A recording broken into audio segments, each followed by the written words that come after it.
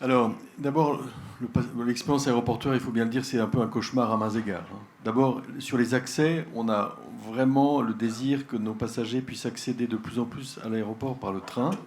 Donc, le CDG Express verra le jour, je l'espère, en 2027. Alors, à Orly, on aura la ligne 14 qui sera à l'heure en 2024, ce qui fait qu'Orly va devenir extrêmement facile d'accès avec la ligne 14, donc la Madeleine par le train automatique, et puis il y aura la ligne 18 qui ira sur le plateau de Saclay. Donc Orly va être un vrai hub de train. S'agissant de Charles de Gaulle, l'addition du Charles de Gaulle Express, de la ligne 17 du Grand Paris, du barreau Roissy-Picardie, du fait qu'on va travailler avec la SNCF pour qu'il y ait de plus en plus de TGV qui arrivent du sud de la France et de l'ouest, notamment grâce au barreau Massy-Valenton.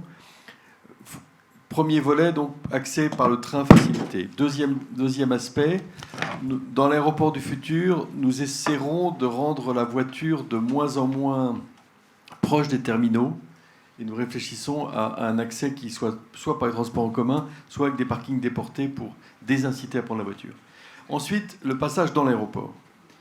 Le rêve, c'est la biométrie et la smartisation. C'est-à-dire que, en fait, le rêve, c'est un enregistrement à domicile de votre carte d'embarquement où vous enregistrez votre visage. Et ensuite, il suffit que vous présentiez votre visage pour toutes les étapes, y compris la police. Ça suppose d'abord des relations avec la CNIL qui soient beaucoup plus faciles, parce que la CNIL aujourd'hui interdit le traitement automatisé des données personnelles, sauf conditions très difficiles. Et puis ça oblige aussi à une meilleure coopération avec la police. Je sais que le temps est limité, donc je n'aborderai pas ce sujet, sur lequel je pourrais vous en parler pendant des heures, puisque mon mandat à Aéroport de Paris est pour l'instant marqué par deux lubies, le CDG Express et les rapports avec la police aux frontières. La police aux frontières est en train de faire un mouvement, je vous le signale parce qu'il se fait à bas bruit et avec l'accord des syndicats. Lorsque j'avais été voir M. Darmanin en décembre, il m'avait dit « Vous n'aurez aucune création de policiers, parce que le président de la République ne veut pas créer de postes pour des gens qui ne sont pas à courir derrière les voleurs. » Or, ce n'est pas le travail de la police aux frontières, ils ne courent pas derrière les voleurs, ils sont derrière des aubettes et ils sont réputés ne pas être efficaces de ce point de vue-là. Donc vous n'aurez pas d'effectifs supplémentaires. Or, nous avons déjà 200 policiers de moins aujourd'hui par rapport à la période d'avant Covid. Ce qui fait que comme le trafic va revenir au niveau d'avant Covid, on aura 200 policiers de moins. Donc, M. Darmanin m'avait annoncé un mouvement qui est en train de se réaliser, c'est-à-dire que l'appel à des contractuels, donc des gens qui travaillent 35 heures par semaine, pour assurer des missions de contrôle des passeports, probablement à partir de cet automne. Donc, tout notre travail, dans le plan stratégique d'ADP, d'ailleurs, on s'engage à ce que plus de 50% des passagers puissent bénéficier de solutions de smartisation, c'est de rendre automatique tous ces contrôles. Et à Orly, il y a déjà des expérimentations qui sont très encourageantes. Les passagers adhèrent à cette idée de présenter leur visage devant un écran, et ce qui simplifie tout. Voilà ce que je pouvais dire en résumé pour améliorer cette fluidité qui est aujourd'hui un talon d'Achille. Anne Rigal, vous représentez le premier opérateur des aéroports parisiens. Qu'est-ce que vous pensez de tout cela ? Alors, sur le moyen-long terme, je suis complètement d'accord avec Augustin. D'ailleurs, il suffit de voyager un peu dans le monde pour s'apercevoir que des aéroports sont entièrement biométriques et qu'on risque de se ringardiser totalement si on n'arrive pas à faire bouger tout l'écosystème, y compris réglementaire. Donc oui, à 200% d'accord, et je pense on peut, en se mettant collectivement sur le sujet, arriver au moins à matcher ce qui se fait aux USA ou dans des aéroports asiatiques. Après, nous, notre inquiétude, et Augustin en a parlé, c'est cet été. Quand en novembre, le trafic a repris, on a vu des files d'attente qui ont été totalement insupportables pour nos clients, que ce soit à l'arrivée ou au départ. Et on a commencé dès début janvier à travailler sur le trafic de cet été, à faire des task force partout en interne Air France pour être sûr d'avoir suffisamment de pilotes, suffisamment de PNC, suffisamment de sous-traitants partout. Et on a une angoisse absolue, c'est de retrouver ou de trouver des files d'attente qu'on n'a jamais expérimentées, ou alors il faut remonter à 2005 ou 2006 pour trouver des files d'attente aussi inquiétantes. Donc les paraphes, les sas automatiques doivent être élargis et étendus en termes d'éligibilité, ouverts toute la journée. Les mesures sanitaires, et ça a commencé à être fait, donc je crois qu'on a été entendu sur beaucoup de sujets, doivent ne pas impacter la charge des policiers. Il faut effectivement que beaucoup de tâches annexes soient faites par des gens qui ne sont pas des fonctionnaires de police, sinon on n'y arrivera pas. Mais pour autant, le challenge de cet été, il est angoissant.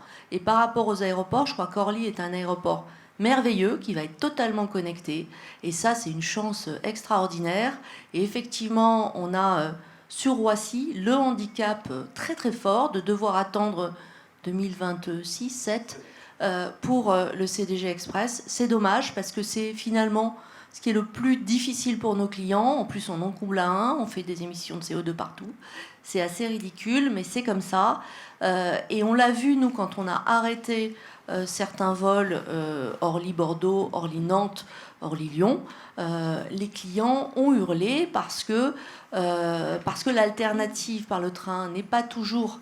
ça dépend de où il se situe, et que la perspective de Roissy était insupportable pour certains à cause de cette faible liaison. Donc je pense que tous les sujets de connexion de Roissy à Paris doivent être absolument protégés. Marc ? Je suis d'accord avec ce qui vient d'être dit, notamment l'automatisation, digitalisation, biométrie et autres. Je rajouterai qu'un point vers la puissance publique. Bon, là, on sort d'une crise qui a rendu nécessaire l'addition de tout un tas de mesures. Il y a un moment donné aussi où il faut savoir alléger les mesures, mais les alléger dans le bon sens et revenir en arrière. Bon, je vais prendre un exemple qui n'est pas lié au temps d'attente dans les aéroports, mais on a décrété que dans les avions, il fallait porter le masque. Bon, il va falloir qu'il y ait quelqu'un qui décrète qu'on ne les porte plus dans les avions à un moment donné. Et c'est pareil pour les opérations au sol. Il y a plein de choses qui sont nécessaires, contrôle de ceci, contrôle de cela. Bon, il y a un moment, il va falloir en alléger une partie. Et en plus, le monde biométrique, le monde digital derrière, nous permettra alors de faire des vrais gains d'efficacité. Parce que passer 1h30 d'attente à l'arrivée dans un aéroport ou passer 1h30 d'attente au départ, quelque part, ça deviendra insupportable. Donc il vaut mieux faire ce qu'il faut dans ce domaine. Jean-Pierre ? Oui, j'ai déjà eu l'occasion d'évoquer ce sujet avec Augustin Le Romanet, le problème du contrôle automatique aux frontières qui, entre guillemets, qui nous pend au nez à partir du mois de septembre. Nous avons fait d'ailleurs une demande auprès du ministre de l'Intérieur pour essayer de surseoir et de le déplacer dans le temps, parce qu'on prévoit une grosse catastrophe en termes d'attente aux frontières. Alors, il faudrait peut-être à rappeler à M. Darmanin qu'il ne s'agit pas uniquement de courir après les voleurs. Quand on a la force publique nécessaire sur les aéroports, il s'agit de bien intégrer la dimension économique du transport aérien par rapport au PIB de la France. Et ça, je crois que certains gouvernants l'ont complètement oublié.